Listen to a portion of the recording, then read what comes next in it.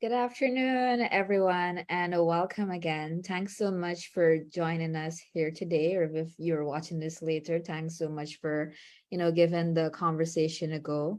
Today, we will be looking at human trafficking, and we have with us Janelle McCoy. Janelle, for those who might not be familiar with you, do you mind giving an introduction of yourself? No problem. Good afternoon, everyone. My name is Janelle McCoy, and I am working with Youths with Purpose, who is a partner with ChildLink. Great, thanks so much. Could you tell us a bit about you for purpose and what they do? Yes, of course. Um, Youths with Purpose is a organization that focuses helping helping the community at large, Mhm. from the youths to women to children to and especially men as well. Mhm. Um, it's a voluntary organization, a non-geo, sorry, NGO, Mhm. right? And what we usually do is in partnership with ChildLink, we go around into the community because right now our focus is on migrants. We go into the community and we basically look for any migrant family or migrant person whom we can assist, but that it doesn't only entail migrant persons. Any person who is in need of any sort of assistance, whether it's getting some sort of document from the government, etc., or any form of other help, like say they're in a dangerous environment, child abuse, Mhm. domestic violence, we are also able to assist with that. Okay, that's amazing work. And thank you so much for all that you do. And thanks for sharing that for sure. No problem. All right. So I'm really looking forward to the discussion today and just kind of keeping the conversation going because that's one of the things that we really aim to do with these conversations is, just keep them continuous and ensure that we're addressing various social issues that continues to impact us. So last month there was human trafficking awareness and it's Mhm. unfortunate that it only seems to be an annual occurrence wherein we really focus our attention on Yeah. human trafficking. And so, really, just trying to continue that conversation because it is something that continues to impact women and girls and men and boys also. So, it's really an important one to kind of, you know, hamper down on. So, we're just going to get right into it. Could you share your perspective of human trafficking and what that might look like? Um, let's- so from from my perspective, human trafficking is when coercion or fraud, basically lying or force is used to basically get someone to perform a labor, usually sexual, for whatever purpose without their informed consent. Mm-hmm. Yes. No, sorry, go ahead. And it's something that is also very underreported and under acknowledged, especially because it's, as you said, it's not a subject that's really talked about much or much awareness brought to it outside of Awareness Month. And it's something that affects a lot of people in many different ways that people aren't aware of at all. Mm-hmm. Where would Uh, you say that it primarily happens? where it primarily happens, a Yeah, lot like, of people think that, oh, it's some person luring you to like a different country where like they can sex traffic you. And while that does happen, I think the trafficking for labor to work for basically these very big companies Mhm. basically being forced. I think that one is a bit more common in my, Mhm. but that's just my perspective of it. No, that is reality. And it's an unfortunate one, Yeah. particularly in Guyana. A lot of times in remote communities, you have persons being forced into labor, whether it's in the mining camps and stuff like that. Hmm, hmm. Also have women being forced to provide sex. Yeah. These are things that happen a lot, particularly in rural communities or those that are isolated. But it's Yes. not that it doesn't happen in the city either. It does happen here. It's just, we're not as aware of it. Yeah. Definitely is something that happens across the country. Another thing too is that you said it happens to marginalized communities, and honestly, I think people have no idea how very common that is, especially with, say, migrant people. Mhm. Remember, a lot of migrant people coming here, there's a language barrier unless they previously knew English from, say, their job or when they were growing up. So a lot of businesses especially are going to be taking advantage of that to basically get labor for cheap, for basically cheap to, and exploiting them because they don't know the language, and so they only have a choice to accept what they get because they may have a family to feed or money to send back to their family stuck in whichever country. Mhm. Yeah. And as as I work more and more with youth with purpose on child link, it's something that I'm seeing is very increasingly common to almost dangerous extent. Mhm. Yeah, that's really sad. I can only imagine what the situation looks like on the ground.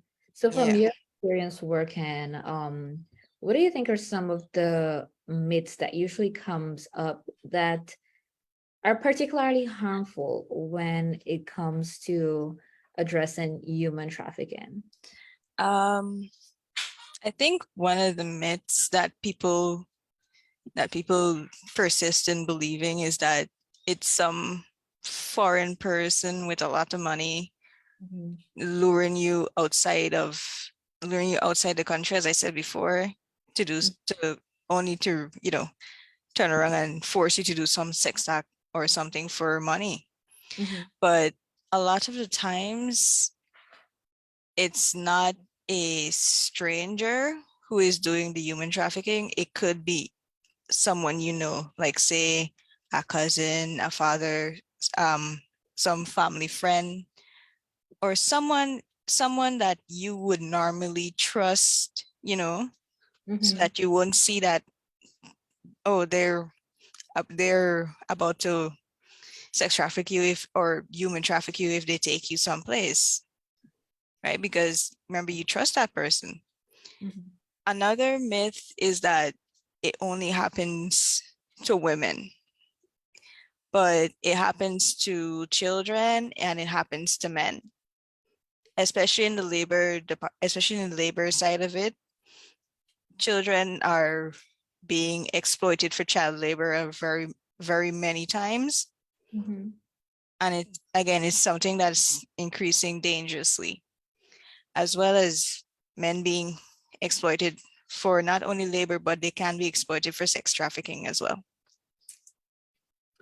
Yes, thanks so much for raising that point. I do think that's very underexplored when it comes to human trafficking. So it was good that that was highlighted. No, there's often a confusion between the difference of human trafficking and sex work. How would you necessarily explain the difference between the two? Mm, I can explain it in this way. A common misconception that people have is that if they see someone in sex work, their first thought is that, oh, they must probably be forced to do it, right? But Mhm. sex work isn't just like, how to say, like, going on the street and carrying someone home for money, right? Because we have like, to put it basically, they have the adult industry, right? To very many of those people, it's a regular 9 to 5 job. Like you and I would go into work, clock in, do our work, and then go home at whatever time we log out. For a lot of people in that industry, it's basically the same. It's just that instead of selling a skill, they're selling their bodies. Yeah, Um, thanks so much for that. Just not sure if you had another point to add, but I was just gonna pivot to another question related to that. no problem.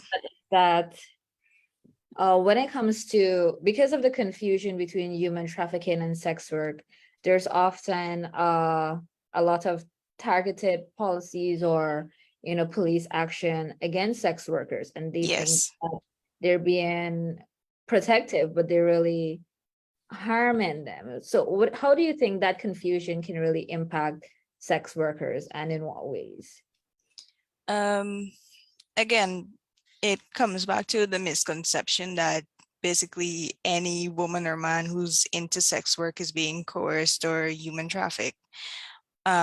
One thing I think that needs to happen is more education, especially more awareness on what sex work can actually look like, and what human trafficking can look like more specifically, because they're two very different mediums. And the other thing too is that with sex work, let's say if someone uploads a video, it's more going to be from with their own consent and with like a gain for money, if you Mhm. understand my point.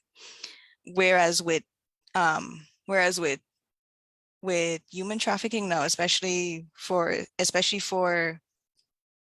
um where there are sex acts being forced on these women and men, they're they could be videotaped against their consent, and it put up on the adult websites without their consent, and there's not much that they can do about it because uh do you know about DMCA takedowns?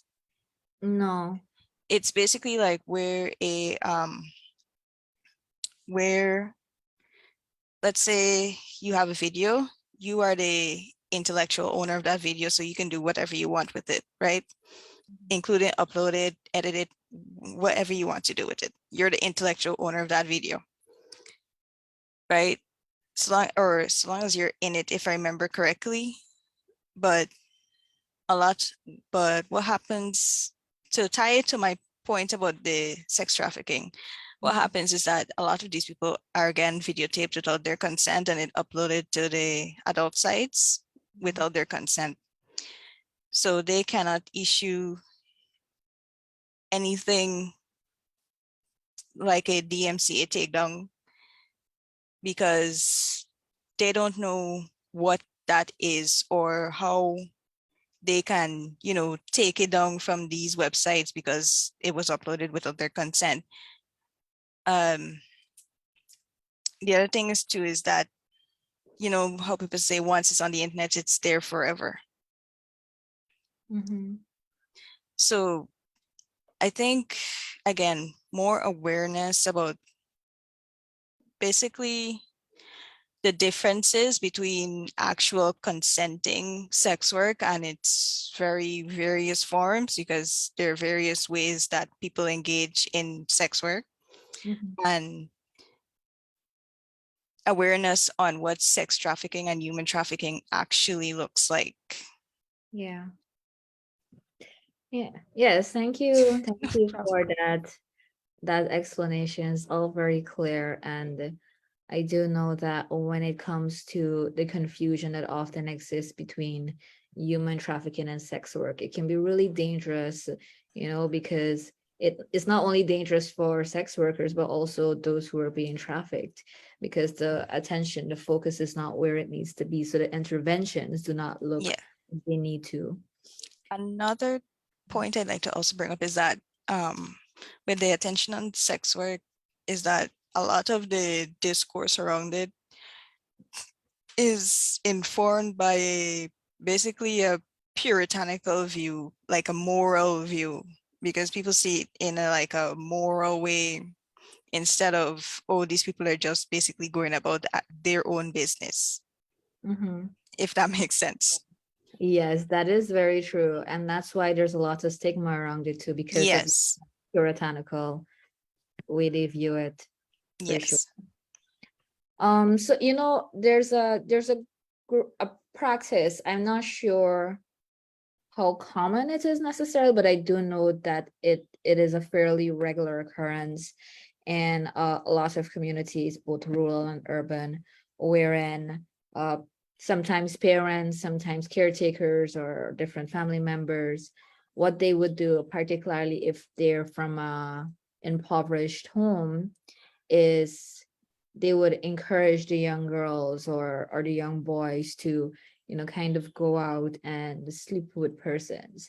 And the Yes. way they view it, it's like survival, but they don't even recognize that they're trafficking these Mhm. children. Like, what are Yeah. your thoughts surrounding that and the way in which you really approach, that issue?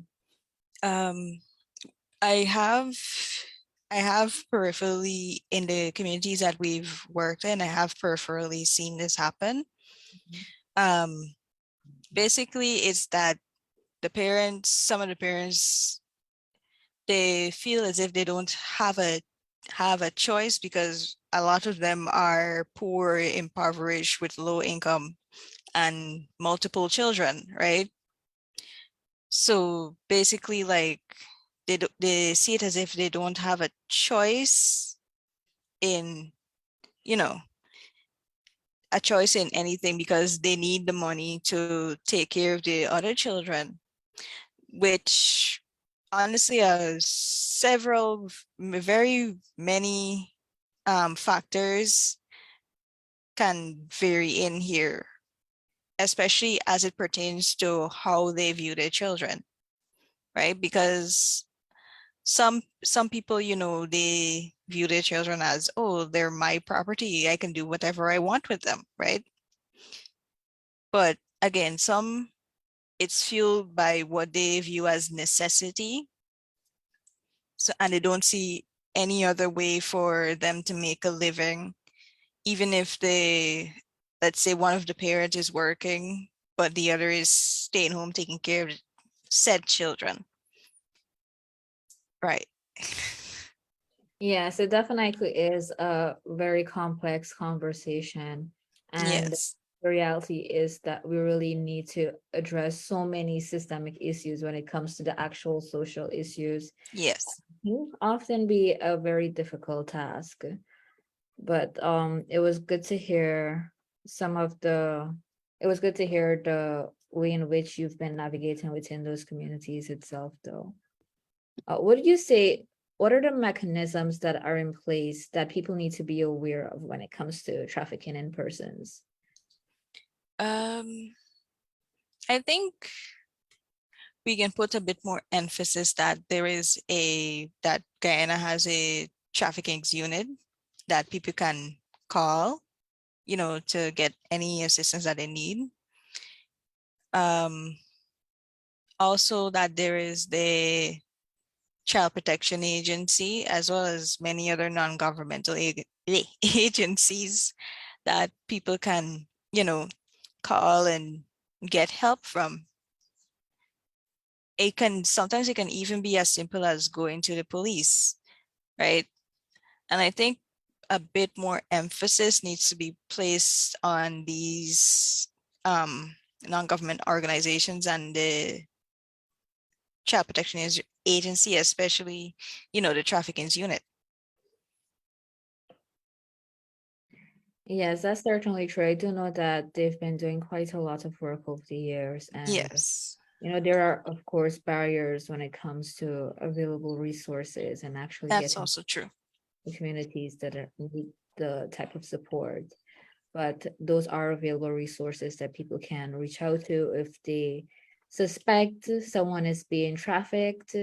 Mm, Um, Also, if there are cases of child abuse that you're aware of, or which you yourself might be experiencing, there are available resources, whether it's a child protection agency or the ministry's hotline. I think that's what is the hotline number?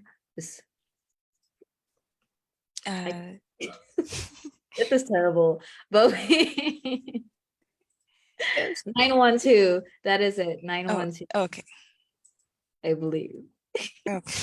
Yes, but those are available resources that you can always reach out to. And of course, there's a host of civil society organizations that are Mm-hmm. actually doing the work in the communities. I do know ChildLink also has child advocacy center. Yes. Sorry, it's 914. 914. Okay. 914. Yes, yes, and I was saying, there's a child advocacy centers within various communities that ChildLink has. So those are resources that you can all reach out to.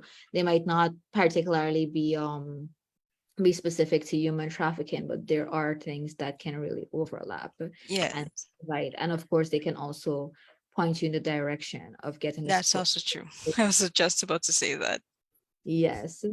Yeah, so it's been great chatting with you here today, Janelle. Would you I would like to ask you though, what do you think can be done to curb the different forms of human trafficking across various levels, whether that be community, governmental, individual? Uh, Personally, I think that we we could benefit a bit more from some community engagement, community awareness, Mhm, because a lot of times, some well, not a lot of times, but sometimes someone outside of the family may know what's going on, and they're just like they're silent on it, right? Because they mm, say, "Oh, that's not my business," yes. right? Um, as well as I think we could also like make it a form of, well, not a form of, but I think we could do well with some education in schools, Hmm. because even though even though um statistically you're less likely to be trafficked by someone you don't know, it could still happen, Hmm. right? So I think some form of educational awareness in in the schools would could do some wonders, Hmm. right? Especially on the domestic front. If someone or some child is going through something like that. Hmm. Yes, more awareness definitely is needed. Yeah. Was there anything that I might not have asked you that you feel important to highlight? Um, Or let any me, lasting thoughts on the topic or something you'd like to share? uh, as I've said before, sex work and human trafficking with the intent to force sex acts upon a person is two very different things, right? And more awareness about what those two things actually look like could go a very far way of actually protecting sex trafficking victims, instead of discourse that might not actually be helping anyone about sex work. Yes, that is a very important point to end on because trafficking, as we talking about earlier, is extremely, extremely harmful. So Janelle, thank Yeah, you so much once again for being here today and for sharing your insights and perspectives. It definitely has been a great session, and I hope that you enjoy the rest of your day. For those who might be thank you. watching, thank you so much for tuning in, and I hope that the information learned here today was very useful for you, as that was the intent. Take care. Bye-bye. Bye.